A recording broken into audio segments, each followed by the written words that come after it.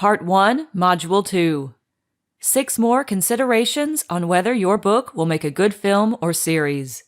Here are some more considerations to think about in deciding if your book will make a good film or TV film series. 7. Do you have a lot of thoughts or feelings in your book? Generally, if you have a lot of thoughts, feelings, fantasies, dreams, or flashbacks in your book, this doesn't make for a good film because the emphasis in a film is on action and the dialogue between characters. If a book has a lot of thoughts and feelings, they have to be expressed through dialogue or in an actor's look, bodily movements, or by the character speaking thoughts to him or herself. Such thoughts and feelings help to deepen a narrative and reflect the character's motives, intentions, and attitudes, but they have to be filmed through 4 main conventions. One is having a first-person narrator who introduces the film and makes voiceover remarks from time to comment on what has happened or what will happen next. The first-person narrator can say what he or she thought or felt in a particular situation, though you can't do this too much or it becomes boring or distracting by pulling the viewer out of the story. A second approach is to have the character telling the story talk to a reporter, interviewer, friend, or other individual. Then, much like a voiceover narrator, the character can comment on what has happened, will happen, or how he or she feels about the situation by talking directly to the other person. The third approach is for the character to describe any thoughts or feelings in a conversation with one or more other characters, such as talking to a friend, family member, therapist, or lawyer. The fourth approach is for the character to reflect by thinking aloud, usually in a soft voice, to indicate that these are thoughts, not spoken dialogue. In some cases, a character might turn directly to the audience and express these thoughts, though that tends to break the narrative. Do you have a lot of fantasies or dreams in your book? Depending on your type of book, fantasies or dreams can be fine. However, if your book is not in the fantasy genre or is not about a main character with difficulties staying grounded in reality, a lot of fantasies in a book can be a problem.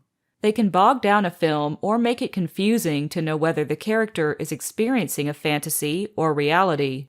A reality-fantasy shift can work in a book which appeals to a more well-educated audience that enjoys more experimental work. But in a film, this kind of approach will generally only appeal to a smaller, more specialized film audience. The same kind of analysis might apply to a book where a character has many dreams. Certain types of dreams, such as nightmares, might be great for a horror film, and dreams with premonitions might be fine for a suspense thriller. Otherwise, a film with a main character that does a lot of dreaming can create a dreamy film that can be hard to distribute and sell. 9. Do you have a lot of flashbacks or changes in the time period in your book? Another consideration on whether your book will make a good film is the number of flashbacks or changes in time periods in the film, if any. A lot of flashbacks can be confusing, and if they are to a much earlier time period, the actors and setting have to be changed to represent a younger age or setting with an earlier look, such as by having older models of cars on the roads. These changes in time can be expensive to film, and you have to assess whether the viewer can follow repeated shifts to these earlier periods and back to the present. Possibly, you can handle that shift by putting the date in the past and stating when it is the present again, to help the viewer keep things straight. Although some films do this with a different look in the filming. Thus, think about how well flashbacks will work and how many you need to tell your story. Sometimes, some of the flashbacks to an earlier period may not be necessary and can be cut in turning the book into a film. In the case of a book that takes place over a long period of time, the different time periods involve aging an actor or getting different actors as the characters get older, which adds time and costs to the production. Thus, it is important to think about what time periods are necessary. In a book, it can be easy to move the story along in a series of short intervals over time, but such time shifts can be problematic in a film, and it might become boring to follow what a character is doing from year to year rather than selecting a few times and then showing how the character and his or her story has changed. For example, I worked on a script for a client based on a memoir of his mother who grew up from a child to a teenager to a young adult. Then it moved around over the years from one city and state to another until she finally died at 89. Needless to say, this story would have been a nightmare to film with $1 million in costs for different locations in different time periods, since they would require actors to appear at different ages and wear clothing to match the styles of the times.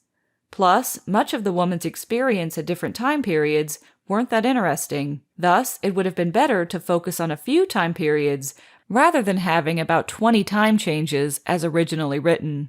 10. Is your book a message or advocacy work? If you have a message or cause you want to advocate in your book, you can certainly use a film to illustrate your message or dramatize your cause. But you have to be careful not to make the film too preachy or repeat the message or references to the cause again and again. A few times is fine, perhaps early on to prime the viewer as to what the film is about, perhaps in the middle to reaffirm the message, and perhaps at the end to show that the goal of your message has been achieved.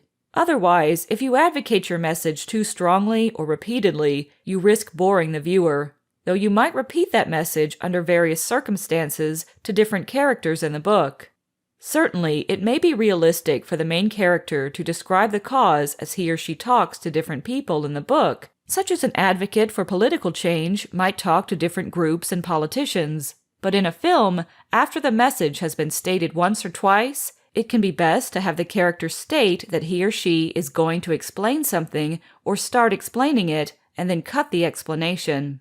It's not necessary to repeat it since the viewer already understands what the character is going to say. Thus, if your book has a strong message or cause, consider how this is expressed in the film. If it is shown through action and can be presented in dialogue a few times, fine. But if you try to express the same idea repeatedly throughout the film, that doesn't typically make for a good film. 11.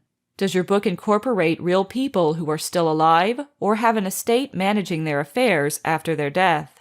If your book features real people who are still alive or famous dead people whose name is managed by an estate, such as Elvis Presley, you have to consider the potential for legal claims. One problem you might face includes defamation if you present the person in a negative or inaccurate way. Another problem is that a well-known person or their estate might make a claim against you based on your taking advantage of their right of publicity without permission.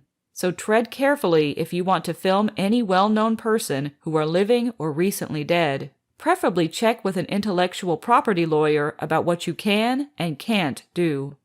On the other hand, if your book features a long-dead historical figure, such as a famous Viking or Napoleon Bonaparte, you are usually fine. You can even make changes in who they are, since you have a creative license. For instance, you could turn Napoleon Bonaparte into a monster who climbs out of his boat and haunts people in a horror film. 12. Does the script you envision for your book have a realistic budget so your film can be made? If you have a relatively contained book with a dozen or fewer locations, a few main characters, and perhaps a dozen or so supporting characters, an expensive budget usually isn't an issue. The film can be made in a few weeks of production time, following a month or two of pre-production prep time, with a realistic budget for an indie film or film series. Such a budget might be under $200,000, maybe much less. But if your book has a complex plot and many characters and locations, you have to recognize that it has to be scaled down to be doable. For example, I received a 450-page novel that had a great story to tell, but there were nearly 4 dozen characters, several dozen locations, and some scenes requiring special effects, such as a character caught in an avalanche and scenes with a police SWAT team staging an arrest, and meetings in federal courthouses. There were also crowds with protesters and scenes of raids by the FBI and CIA. In the book, the scenes were very dramatic and well written. However, it would be a $30 million or more production, and it was almost certainly not producible except for someone with a Hollywood in, and even then, the film might be too large to produce. Thus, after I wrote a 36-page single-space treatment to cover the major plot lines that could be turned into a 10-episode series or very expensive standalone film, the project had to be realistically cut down to about 9 or 10 pages of scenes. Plus, some exposition and cutaways were added to incorporate the story elements that were too expensive to be filmed. Eventually, and after some extensive cutting of scenes, characters, and locations, the script could be produced as an independent film for about $100,000. Thus, you have to think about how your book might be condensed, or let someone with film production experience provide this insight. A much longer treatment might be necessary as a starting point to outline the book's basic plot structure. Then, you can use this treatment as a guide to make the cuts, which would normally not be possible if you tried to make these cuts directly from reading the book. In other words, a treatment is like a map of the terrain, which you can use to chart a path to making the film. In your initial assessment of whether your book can be turned into a film, you won't have the details of all the scenes to keep and what to cut. However, you will at least have a general idea of what you might keep and what to cut if you decide to make a film from your book. So there you have it, the major considerations to think about in determining whether your book can be successfully turned into a film. To illustrate how to apply these principles, I have written a PDF with examples of how I have done a series of book-to-film assessments. You will get a copy to download as part of this course.